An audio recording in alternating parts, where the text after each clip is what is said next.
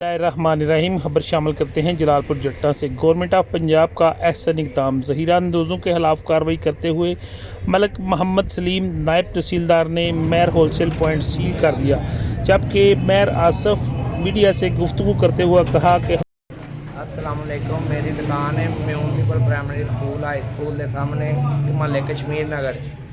जबकि मैजिस्ट्रेट का अचानक उत्थे छापा पिया वे ते उन्हां सानूं कहा कि तुसीं दुकानों बाहर और तुहाडे दुकान सील करनी है, तुसां माल धीरा कीते आवे।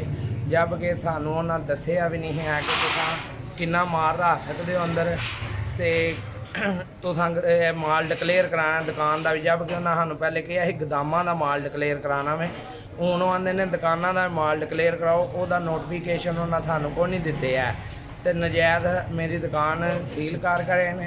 मेरे नाल उन्हां ज़्यादती कीती है ते शहर के सारे छोटे वड्डे दुकानदारां नूं मैं होलसेल ते माल सप्लाई करना चाहना।